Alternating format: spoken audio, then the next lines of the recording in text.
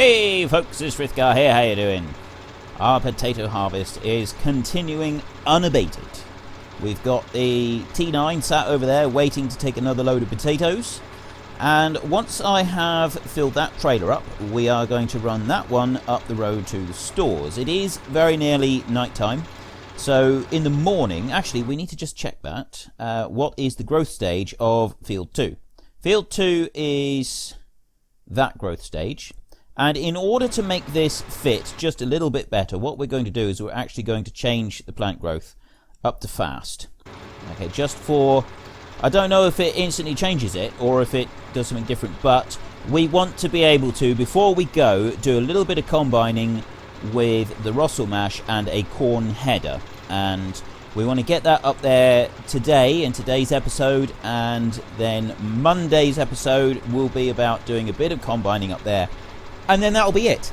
My very final episode for Farming Simulator 15 is going to be right here in Sandy Bay, which is kind of fitting really, because this has to be, of all the maps that I have played, this has to be my absolute favourite map. And my one regret moving from FS17 over from FS15 over to FS17 is that I haven't been able to do a full time-lapse series on this map. That is my only regret about the whole thing. Actually, that's not bad. Consider that's my only regret of this game. That's pretty good. I think that would indicate that I've had a pretty good time. So my question for this week is, when FS17 comes out next week, do you want me to go into the game completely blind and make any mistakes that I might make right here on camera for you all to see and witness and laugh at? Or do you want me, let's just go right down in here and see what we can see. Do you want me to play the game for an hour or so first, learn a little bit about it, and then come to you already prepared and knowing a bit about how to do it? I mean, I can't see it there's going to be absolutely massive changes between how we play this one and how we play the next one, but you never know, there might be something. So do you want me to learn a little bit first, or do you want me to go into the game completely blind? It's your vote, it's your game. Head to the comment section down below and let me know what you think. Now then, our Tektron is up to 50% full, and we are 9 o'clock in the evening. Probably want to finish up soon. We're not going to do all of this field. We're just not going to be able to get it all done. Don't worry though, you will see some more potato harvester action, because the final time lapse that I will be doing over on Hard Working 3 this coming Sunday is going to be featuring potato harvesters.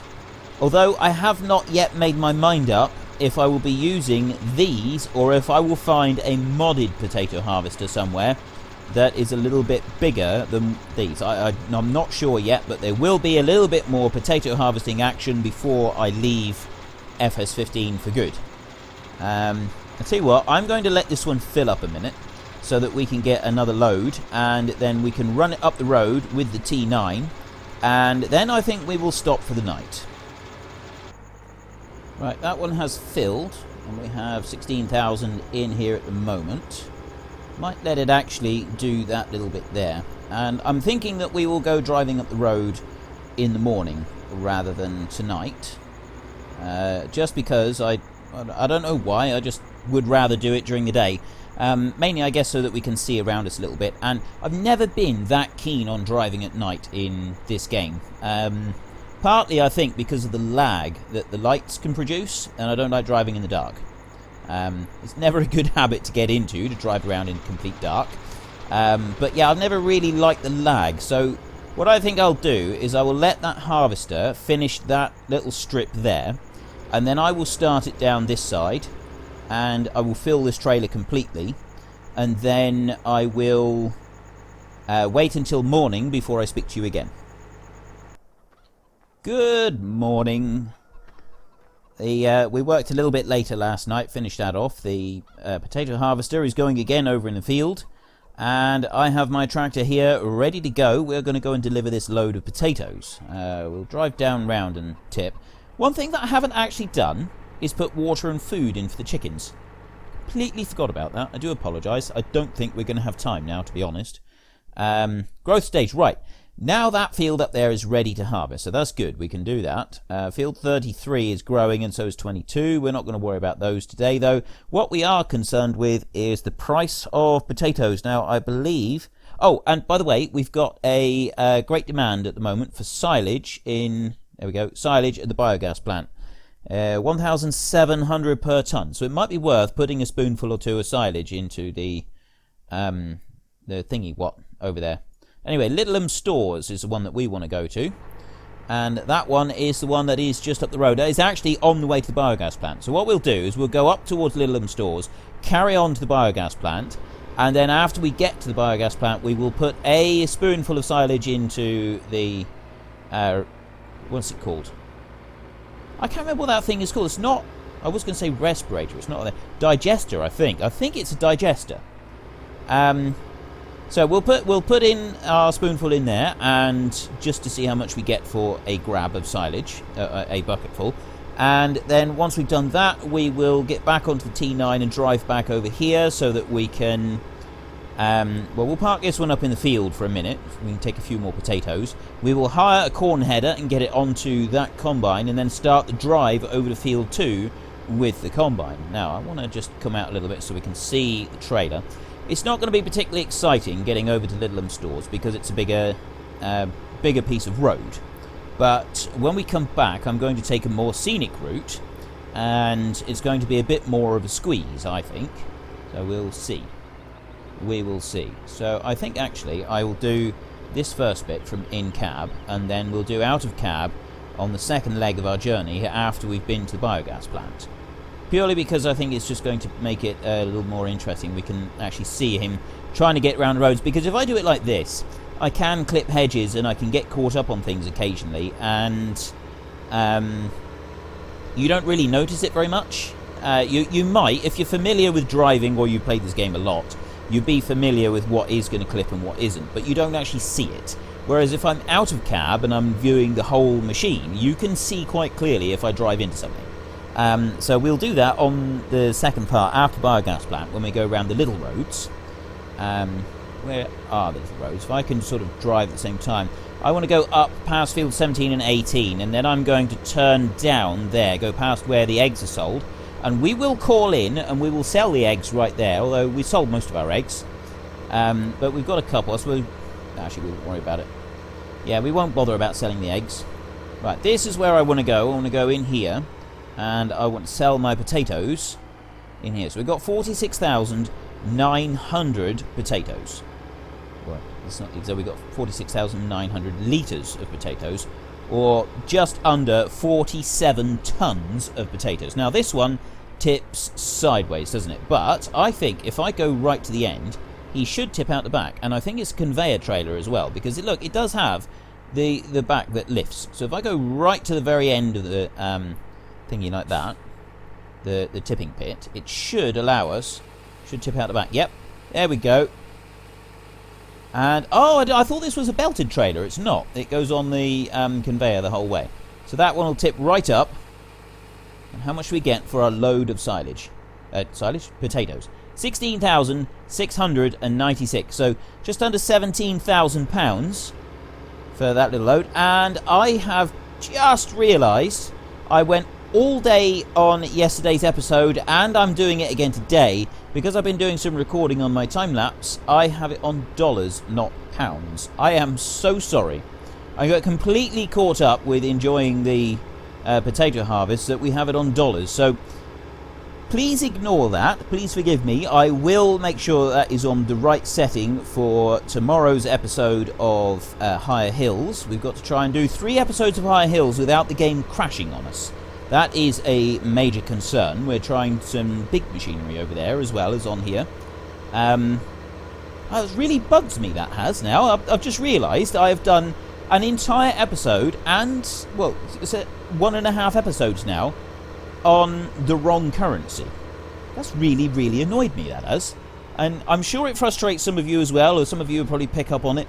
I think there's going to have to be a forfeit of some kind. We'll have to think of some sort of forfeit every time I do it, because I do it sometimes in the time-lapse as well. You'll see that time-lapse is set in the States, and I've got it on pounds. and or sometimes in euros. I mean, when we get to FS17, we'll have a US map, so we'll have US dollars, and we'll have Sosnovka map, which is Eastern Europe, so that one will be in euros.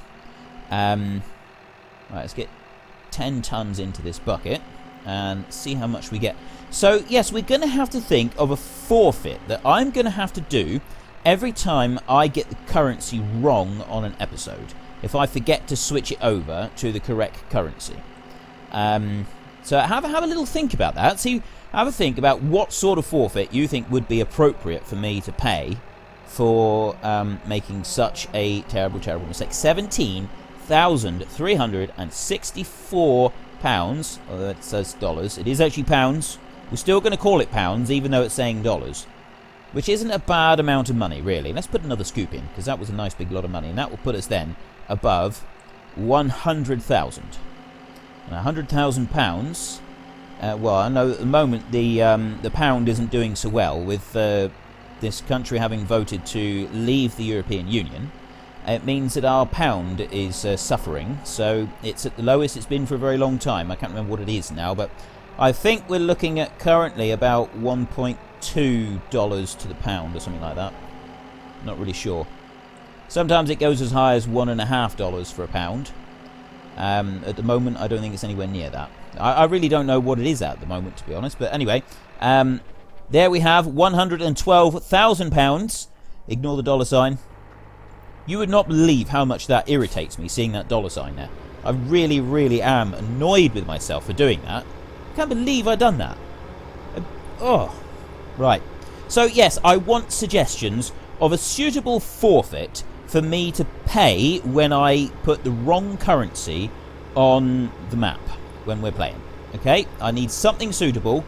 I could have gone down there, couldn't I, onto the dual carriageway, up and then cross the carriageway, rather than going up round here over the bridge.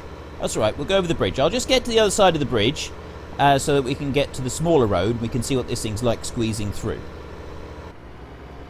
I do like how the cars actually stop when the traffic lights turn red up here. That is such a really nice little tiny attention to detail. It's those kind of little touches that really do help to make a map, isn't it? And it's just little things I see every now and then, like the car stopping at the traffic lights, or like how the fuel tanks are made, and it's just even just the smoke coming out of the chimney there as an actual animation for it. There's so many little tiny things that really just make this map completely for me. Now, we are going to try and take this monstrous great machine down proper English country back roads. And squeeze around there without ripping down the sign. Oh! Okay. I've just lost a point there. Let's see how many points I lose before I get back to the farm. So I've just knocked down the give way sign. So there's point 1 lost. We don't actually count going through the trees like that. Let's see what else will happen. I've got a potato harvester that is full back in the field, and I need to move the combine up to the maize field so that it's ready for combining next week. I actually would like to try and start doing a little bit of combining this week if I can. So we are running out of time for that, but I'm going to bring the combine this way purely because I want to try and squeeze it through the small roads. I think it's just going to be entertaining, that's all. Now if I turn up here, this is the smallest road I think that we've got on the map. So I need to turn up here, and can I even get round this corner? It says squeeze. Ooh, that was close. That was so close. I very nearly touched the wall. So far, we've only picked up 1 point for making a mistake. I think we're doing well. I am quite surprised at how well we're doing. Now, if the trailer is too long and I ground it out on the bridge, that is a point lost. You're not allowed to do that. You have to know if your machine is going to touch the road. It didn't, we're okay. But yes, you can actually get points on your license. If you're driving a tractor and you have a long vehicle and it scrapes against the road, you can actually get points on your license for doing that on a public highway. If you do it while you're pulling off the public highway, it's kind of a grey area. But yeah, I have heard of people getting points for damaging the road with their machine. So, mostly, although that was actually mostly in lorries with like low loaders and stuff. But yeah, you do have to know your machine when you're driving it around. So we got 1 point. It was a squeeze, but we did manage to do it with just 1 point. I'm going to take this one out to the field of potatoes and offload the harvester so it can keep going. And then I am going to get the combine and I'm going to hire a corn header and get it attached so that we can start taking it over to field 2. Well, I have the Rostselmash corn header. It is nice that we've got the proper headers for all of our machine, for all of our crops, rather. However, we have a slight problem. I was hoping this was going to be like the New Holland corn headers that would fold up. This one doesn't. This does not fold up. So, how big is it? That's the first thing we've got to find out. Headers, we need to go through. See, that one there, that one does actually fold. It's got the joints right there and there, as does that one there. I don't think that one would fit onto our combine, no. We got this one here, which is 5.7. It's a very small header. Right, I'm hoping that we can fit a just under 6 meter header down the road. I really do hope. Hang on, let me just skip out a second and put the PTO shaft on. There we go. The way through there. Now, can we fit this along the road? So I wanted to take this on the small roads, but I don't think it's even going to fit. We will try going down the main road down here, the entrance way, because if we can get down this road here, I think we can get along some of them. I'm not going to try and go over that really small bridge that we just went over with the T9, because I don't think that we will be able to fit any further than that small bridge. We can get down here, but yeah, if you have a look at it, I think it's going to be a little bit too wide to get round past that cottage, the narrow road there. Oh, actually, whoa, slow down. Rattle this thing to pieces. No, I don't think we will. Looking at it there, where it gets a little bit narrow. I think we're going to have to turn right here, and we're going to have to go down the main road, down to the village, I think, because we're not... Are we going to be able to fit up there? What do you think? Should we try it? I don't want to have to back out. Right, okay, we're going to try it. If we have to back out, we have to back out. Right, I think hitting the hedge there is definitely a point against me. But I've done it in just one shunt. Not bad. And I have touched the hedge only once so far. Better turn on my lights. Because, yes, we are quite a wide load here coming up through. Can we get across this bridge? This is the next big question. Once I get past this little road here, I'll be able to do the rest of it fairly easily, I would have thought. Right. We can get over the bridge because the header is, fortunately, wider than the wall. Did I touch the wall then? Did I touch the wall? Is that a point? I think I... Yes, it does. It does actually touch the wall. So that's another point. I'll have to gain a point there for my bad driving. And there, I just seen it drop slightly as it went off the end of the wall. So there's 3 points so far. No, don't wedge. Don't wedge. Don't get stuck. Please don't get stuck. I just touched the wall. Oh, no. This is not good. I can't get through. Oh, no. I'm completely stuck. Oh, this is brilliant. Right, I'm going to have to back out. I'm going to have to back out, back across the bridge, and back all the way down the road because I can't fit through there. I literally can't fit through. Oh, and now I'm stuck on the bridge because I dropped when... Oh, don't tell me I'm going to be stuck here forever.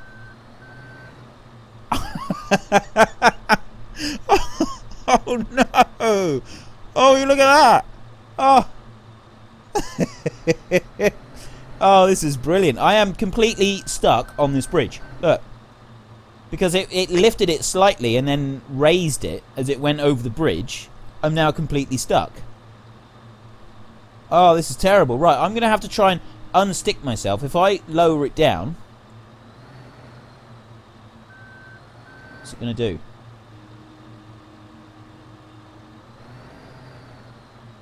I'm wondering if I can kind of... Right, I'll have to... Oh, right, I think we're going to have to add 100 points to this because I'm completely stuck. I'm going to have to do some game-breaking stuff for a minute. Okay, we're now going the other way. I won't disclose how I got out of there. Let's just say that it wasn't very realistic. It was game breaking. Okay? Or at least breaking the realism of the game.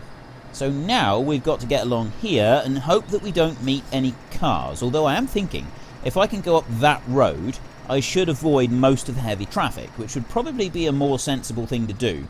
And I think that we can get up this road. At least I'm hoping we can.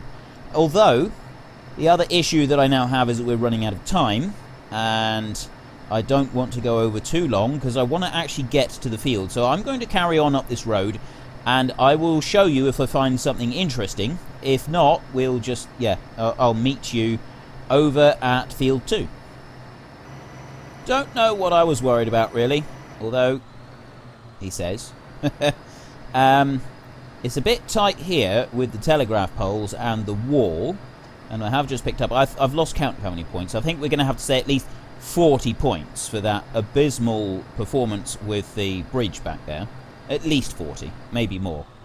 And now I'm actually encountering a bit of trouble getting past all of these poles because it's slowly narrowing on the road. So I'm actually having to ride on top of the wall in a very game-breaking fashion. I'll get back to you.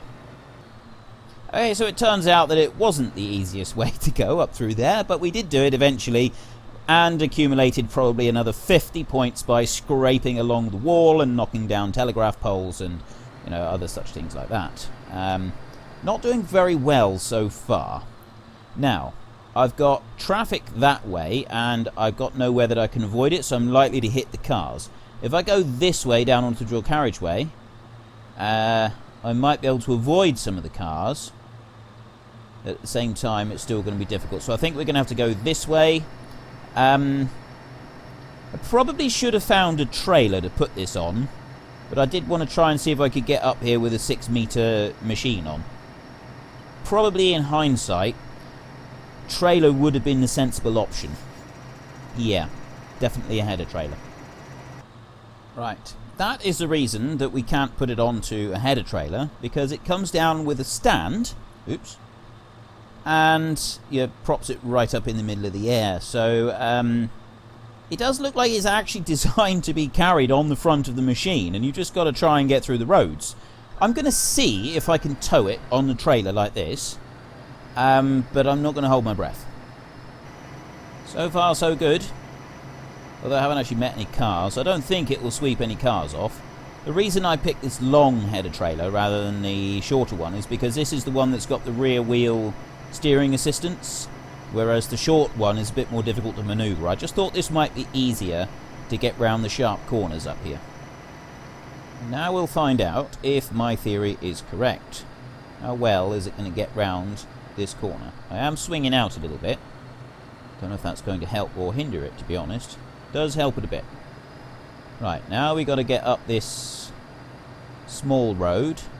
I think we probably would have been alright, although I got to be honest with you, I did pick up, every time I met a car, I did pick up a lot more points, and I would assume that striking a car is at least another 50 points. So yeah, let's just say that getting this machine over this side of the map was an absolute disaster. We should have used a header trailer right from the start, although for these corn headers they don't seem suited to a header trailer. I mean, look at that. That is not sitting on there properly. It's got a stand on it for when it goes onto the ground, and it's used that to sit onto the header trailer. So the header trailer is not designed to take a corn header. It's just not meant for it. So how I'm supposed to move that one around the map, I don't know. Maybe I should put it on a low loader trailer? Maybe that's what I'm supposed to do. Maybe I'm supposed to put it onto a low loader and bring it over with that, either with a dolly or with a lorry, and take it from there. Right, this road isn't used by traffic. This road is used by us. So we can come in here. Although, not that it really matters, because I'm not going to be doing it today. I'll pull over here just a little bit so it is off the road. There we go. He's off the road. And I will, on Monday, for our very last episode, I will start doing a little bit of combining in this field. We got a 6-meter header. We're not going to get very much done, but we will do a little bit of combining in here. So my question for this week is, when I do get to FS17, do you want me to go in completely blind and make my mistakes right there on screen like I've done today with my appalling driving around the roads? Or would you rather I played the game a little bit first and just got to know the basics of it a bit before I come to you and start recording? It's your vote, it's your game. Head to the comment section down below and let me know what you want. That is all I've got time for today, I think. I don't think that we got anything else. There's nothing else that I want to say, I don't think. We will try and bring the T9 and trailer over here next week so that we can use that one. I don't think there's anything that I've forgotten. If there is, I apologise. And once again, if you can think of a forfeit for me to do in FS17 every time I forget to change the currency over. So at the moment it says dollars and it should say pounds. So I want a forfeit. Every time that I do that, there needs to be a forfeit of some kind. And you guys can call me out on it and make sure I stick to my forfeits. Well, that's everything. So if you've enjoyed this episode, please head down below and give me a like. And if you really enjoyed it, then please tell your friends all about me. Get them to come and watch as well. That would be awesome. But until next time, thank you very much for watching. This is Frithgar. Goodbye, and see you later.